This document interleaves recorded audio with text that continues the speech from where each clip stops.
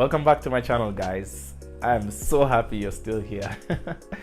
In my last video last week, I looked at education and I did say I was going off on a bit of a rant, and so I hope it wasn't too much of a rant for you. So thank you for still being here. If you didn't hear the rant and you still want to see it, you can go back, you can check it out here. There's no problem with that. But as I was packing up, I realized that's not a good place to leave it. I want to give something a bit more tangible, something a bit more tactful in how we can approach this whole issue of education, right? My call is for us to really revolutionize the way in which we see particularly institutionalized formal education. And yes, I hear you, look, homeschool is the best, and those who are on that train, but the mass majority unfortunately can't really go to homeschool, and we still rely on some sort of institutionalized education system. But that doesn't mean that it should be mediocre. It should be very responsive to the realities of society, right? We need to take more of a pedagogical approach, right? Did I say that right? Okay, cool. In our education, it's just shifting our focus away from just merely exams and earning, right? You got to do this subject, get this career so you can earn this money, to more of curiosity and creation. Let's focus away from technical knowledge to more functional knowledge, right? Focus away from just improving the performance in our assessments to more of agency. How do we get agency over our lives, right? Let's focus on just memorizing things, memory education based on memory, but more about meaning. What meaning do we get from these lessons? And a lot of us say that, look, we learned a lot of useless things in school that doesn't help us in life. Yeah, I agree, but also on the flip side of that, there are things. The issue is that how we were taught these things.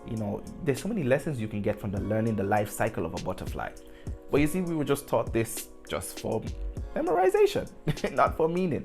And you can't learn something, you can't get meaning from something unless you're able to ask questions, unless you're able to think about it, unless you're able to engage. And in my book, I wrote about that, how I learn best. I learn best by engaging the teacher, and we used to have engagements outside of the classroom, and that's how I learned. And then I can go and read, because then the books, the text, that made much better sense for me, and that's how I was able to catapult my learning. One teacher in particular, I'm really grateful for him.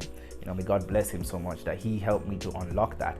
He didn't, and I spoke to him years later, he didn't know that he did that, but he did, by just engaging me and not writing me off as a troubled child, right? So I'm happy for that. I was able to really, catapult my learning and use my educational experience. So that's what I want to talk about today, is how do we make this revolution? And I'll use it based on a quote I've mentioned in a previous video, that the illiterate of the 21st century is not those who can't read or write, or those who won't be able to read or write, but for those who can't learn, unlearn, and relearn. Those are the key things that we need to do in approaching this revolutionized education. And fundamental to all of this is creativity. I have to tell you that. It's proven time and time again.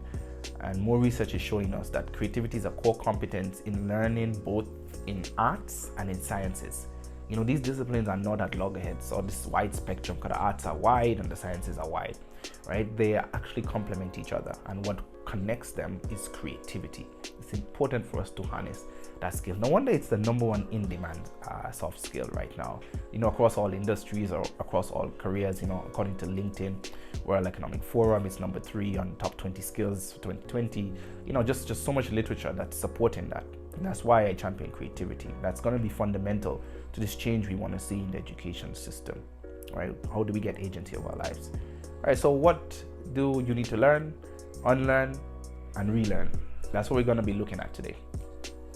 Number 1, what you need to learn. You need to learn how to learn. You need to learn how to learn, not what to learn. You need to learn how do you learn. Some of you will be watching like, all right, look, I'm not in institutionalized education anymore. I'm already working, I have my career. So these are tips that I want to give to someone who's in that position. You're a professional. As I said, I speak to professionals who are dissatisfied in their career, or who are stuck, who want to make a transition in their life. So you need to learn how to learn. How do you learn? Unfortunately, institutionalized education, the delivery mechanism is very homogeneous in nature. So that it's the teacher standing at the front, just dictating to you. That's what most of us have gone through. And I recognize changes are being made right now across the world. That's great. Those of us who went through that system, you know what I'm talking about, right? No time for questioning. Just we gotta get through the syllabus to get to the exam. So you never had a chance to explore how you learn. How do you learn? I mean, there are three major ways of learning. There's so many different principles and concepts around it, but the ones I want to tell you is, you can learn, auditory learning, you can learn visually or kinesthetically, right? Those are the main ones. How do you learn, and which mix of it do you learn? Do you prefer to read a book, listen to an audiobook? But one thing I want to let you know, there's no one best way to learn. You have to find the right mix for you. I like reading sometimes, depends on what I'm learning, and then I write cue cards after, or I can listen to a podcast or watch a video. It just really depends on what I'm learning. I've realized what content which method is better for me. There's no one way, and unfortunately we've been told that's just the way it is, right? That's the way we learn. It's one way, and you got to stick with that. And time we've seen that learning, 70% of learning is by experiential, by you trying and failing. So that's number one thing that you need to learn. Those of us who are parents, guardians, teachers, we also need to learn to help our children or the children in our custody.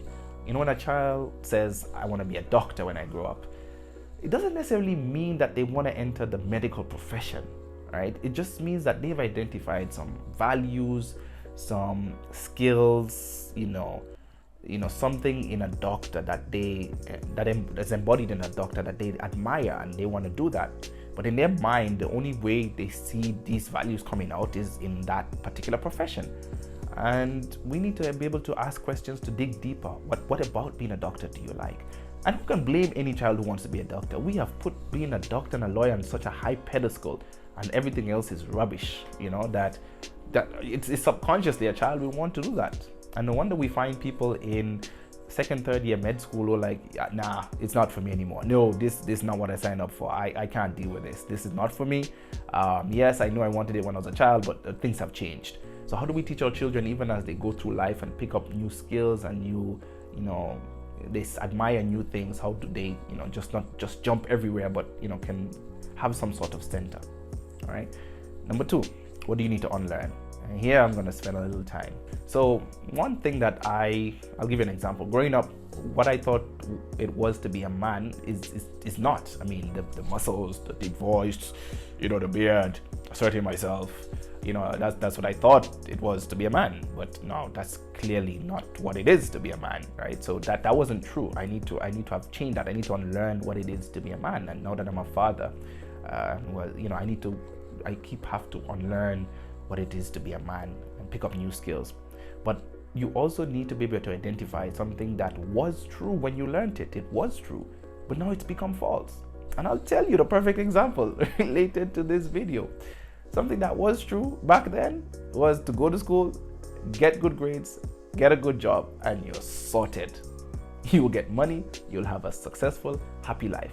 Yeah, that was true then. That was true the generation before. Not anymore. That is just absolutely not true. And I'm not saying that school has no value. I'm not saying that. I'm not saying institutional education has no value, but it's just what it was back then. The reality has changed, right? Things on the ground are different right now. The society has changed. You need different skills. That was true back then, but now it's false. You need to be able to unlearn such things. What you also need to unlearn is what I called betraying your breath. Betraying your breath. A lot of us betray our breath. We betray our breath when we allow our amygdala to hijack our thinking. Emotional intelligence experts call it the amygdala hijack. When we let our emotions run wild and we start reacting to things instead of responding to things. When we allow external stimuli to dictate what's going on inside of us. You need to unlearn that what's going on outside of you, stop elevating it to more than what's going on inside of you. Because what's going on inside of you is much more important than what's going on outside of you. You can't control what's going outside of you, at least to a certain extent, but you can absolutely, positively, whatever that word is, that phrase is, control what's going on inside of you. But you gotta give yourself a chance to think it through, to take a deep breath. Do diaphragmatic breathing. Take it in feel the capacity of the stomach, the chest, the back, and let it out. Send that signal up to the brain and access the higher part of our neurocortex so that we can do high-level thinking. You know, one of the things that suffers when we don't take deep breaths is our language. We don't represent ourselves well. We sort of disrespect ourselves. We lack respect for ourselves when we allow emotions to run us wild. I want to give you another example to just bring this point home. Now imagine two people. They could be business associates, friends, spouses, partners, whatever relationship it's in. Now one party values details in information very much so, and the other party doesn't. Now the party who values the details perhaps had some sort of traumatic experience that someone who doesn't give details is not trustworthy, is being disloyal, right? But this person has never communicated that need to ensure that they have details or identify that trauma. That's another thing you got to unlearn. These traumatic events in your life, how do you repurpose them? All right, so here it is. This party gives the information and doesn't give all the details because they just don't value information. And then this person realizes later that there was some details that you just didn't give me. If you let the emotions run wild, you're gonna start hurling insults at this person. You're gonna start saying you're disloyal, losing trust for this person, and it can just go haywire, guys. It can go haywire. You need to learn to take a breath. Stop betraying your breath and allow yourself to process what's going on inside of you. Why do you feel this way? What can you do about it? All right, lastly, what do you need to relearn? The obvious thing here that you need to relearn are the things that you've unlearned. In step 2, right? You gotta relearn the things that you've unlearned. Key among them is how to deal with failure.